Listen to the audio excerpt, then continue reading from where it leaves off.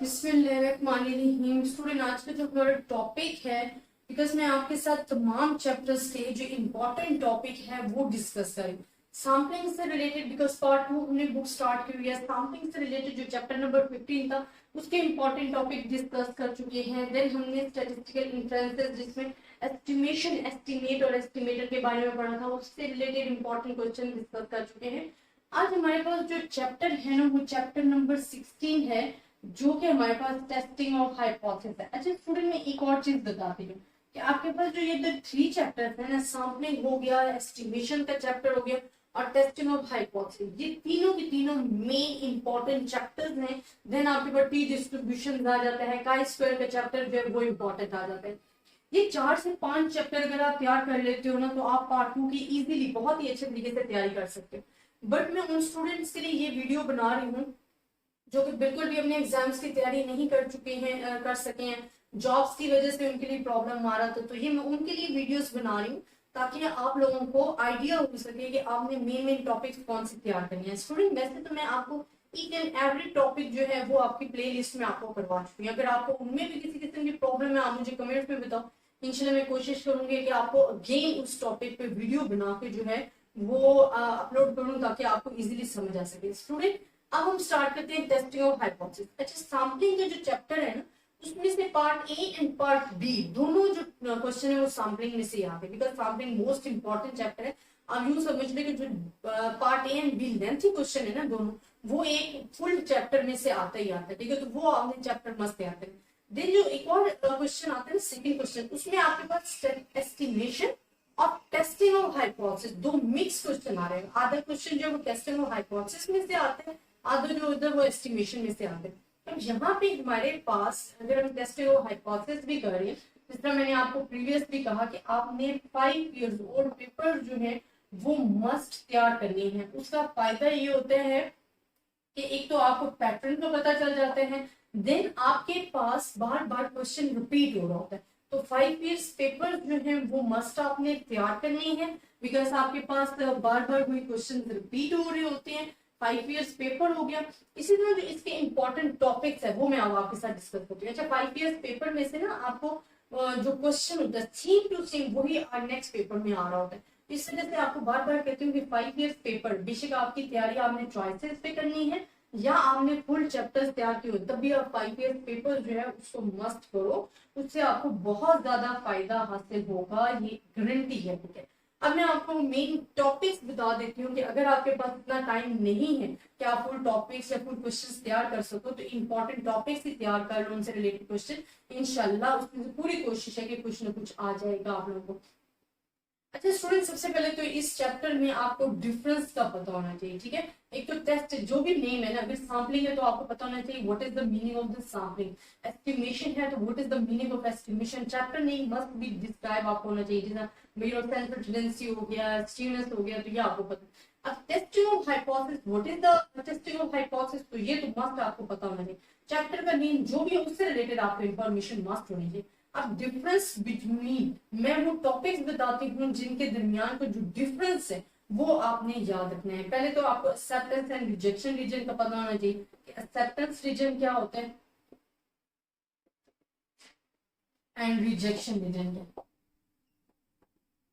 अच्छा स्टूडेंट, अब इससे एक और चीज भी मैं आपको बताती हूँ। जो एक्सेप्टेंस एंड रिजेक्शन रीजन है ना, बहुत सारे स्टूडेंट्स मुझे कहते थे कि मैम हमें पता नहीं चलता, आप यू डायग्राम बनाती हैं और आप कहती हैं कि जी वैल्यूज रिजेक्शन रीजन में लाई कर रही है या एक्सेप्टेंस रीजन में लाई कर रही है, तो हमें रिजल्ट पे नहीं पता चलता कि how we can conclude that values will be rejected और एक्सेप्टेड। तो स्टूडेंट, आपको जब तक आप डायग्राम नहीं बनाओगे आपको नहीं पता चलता। तो ये जो मेथड है ना, एक्सेप्टेंस एंड रिजेक्शन रीजन वाला, ये इंपॉर्टेंट, मैंने आपको सेपरेट करवाया हुआ ये मेथड कि आपको किस तरीके से पता चलेगा। और ये तमाम जितने भी पेपर्स हो गए हैं आपके पास, नोट्स हो गए हैं या एक्सेप्टेंस एंड रिजेक्शन रीजन, जिस तरह ये इंपॉर्टेंट चीजें बतानी होती है, वो जो इंपॉर्टेंट पेपर वाली प्लेलिस्ट है, मैंने लिखा हुआ इंपॉर्टेंट पेपर वाली प्लेलिस्ट जो है, वहां पे आपको जाके ये ईच एंड एवरी थिंग जो है जिसमें आपको कंफ्यूजन होती है वो मैं उस प्लेलिस्ट में अपलोड कर देती हूँ, ताकि आप इजीली एक ही जगह से जितनी भी कंफ्यूजन है वो उठा सकेंगे। तो एक्सेप्टेंस और रिजेक्शन रीजन का डिफरेंस क्या है, ये मैंने वैसे थ्योरेटिकली भी पढ़ाया हुआ है, और ये मैं आपको इंपॉर्टेंट पेपर वाली प्लेलिस्ट जैसे कह रही हूँ वहां पे से रिलेटेड क्वेश्चन भी सॉल्व करवाए हुए हैं, एग्जांपल्स भी आपने सॉल्व किए हैं। तो आपको इसका डिफरेंस पता होना चाहिए। Second, type 1 error and type 2 error का पता होना चाहिए, ये भी बड़ा इंपॉर्टेंट है। Type 1 error and type 2 error, इससे रिलेटेड भी आपके पास जो क्वेश्चंस हैं वो बहुत ज्यादा आ रहे होते हैं कि what is the type 1 error, what is the type 2 error. Then आपके पास आ जाता है critical region, what is the difference between the critical region and level of significance. और ये तमाम वो डिफरेंस हैं जो कि मैं आपके साथ डिस्कस कर चुकी हूँ। अगर आप प्लेलिस्ट में जाके देखोगे आपको ईच एंड एवरीथिंग बड़े इजीली अवेलेबल हो जाएंगी, और आपको ये मैंने बड़े अच्छे तरीके से पढ़ाया, फिर इंपॉर्टेंट पेपर वाली प्लेलिस्ट में भी अगेन अपलोड किया हो। देन आपको पता होना चाहिए नल एंड अल्टरनेटिव हाइपोथेसिस का। नल हाइपोथेसिस क्या होते हैं एंड अल्टरनेटिव हाइपोथेसिस क्या होते हैं। ये वो तमाम चीजें हैं जो स्टूडेंट आपके साथ डिस्कस कर चुकी हूँ। ये वीडियो सिर्फ और सिर्फ इंपॉर्टेंट टॉपिक्स बताने के लिए है कि अगर आप फुल चैप्टर नहीं तैयार कर सकते तो आप सिर्फ ये इंपॉर्टेंट टॉपिक्स तैयार कर लो, ताकि आप अपना जो पेपर है वो इजीली अटेम्प्ट कर सको। अच्छा स्टूडेंट, हमारे पास क्या होता है, देन आपके पास क्वेश्चंस अगर आप देखोगे तो डिफरेंस बिटवीन टू प्रोपोर्शन वाले क्वेश्चंस आपके पास आ जाते हैं। डिफरेंस बिटवीन टू प्रोपोर्शन वाले क्वेश्चंस आपके पास हो जाते हैं, एंड इससे related questions and difference between two population means वाले जो क्वेश्चंस हैं वो भी आपके पास इंपॉर्टेंट है।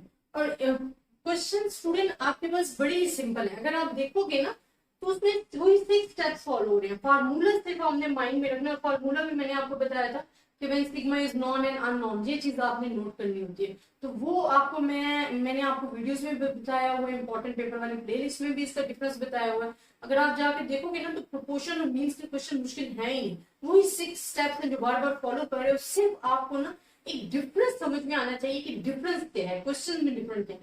फिर बहुत सारे स्टूडेंट मुझसे ये पूछते हैं कि मैं पॉपुलेशन जो आप सिग्मा या एस लगाती हैं, हमें पता कैसे चलता है कि यहाँ पे सिग्मा नॉन है या अननोन है। स्टूडेंट आप देखना, जब आप अपने क्वेश्चन सॉल्व करके ना एक्सरसाइज पे, वहां पे जब आपको इंफॉर्मेशन दी जाती है कि the population is this, then standard deviation and mean, जब आपको पॉपुलेशन के बाद इंफॉर्मेशन दी जाती है it mean sigma and mu given. लेकिन अगर आपकी स्टेटमेंट ही स्टार्ट हो रही है तो sample will be taken, sample का वर्ड यूज हो गया, फिर जो इंफॉर्मेशन दी गई है वो एस और सिग्मा है, तो हमारा सिग्मा एस और एक्स बार है, वहां भी सिग्मा अननोन होता है। तो ये डिफरेंस होता है, और ये डिफरेंस जो है मैंने आपको वीडियोस में बताया भी हुआ है, अगर आप जाके देखोगे तो आपको बड़े इजीली और अच्छे अल्फाज में समझ में आ जाएगा। अब स्टूडेंट ये तो वो टॉपिक है टेस्टिंग ऑफ हाइपोथेसिस के जो कि एग्जाम से रिलेटेड हैं और इम्पॉर्टेंट हैं और आपने तैयार करनी है।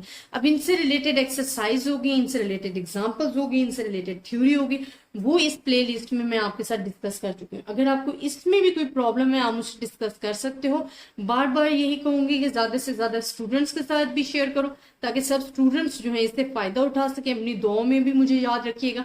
अगर आपको फिर भी इसमें कोई भी प्रॉब्लम है तो आप मुझे बता सकते हैं कमेंट्स में। इंशाल्लाह मेरी कोशिश होगी कि मैं आपके प्रॉब्लम्स को सॉल्व कर सकूं। अपनी दुआओं में याद रखिएगा। अल्लाह हाफिज।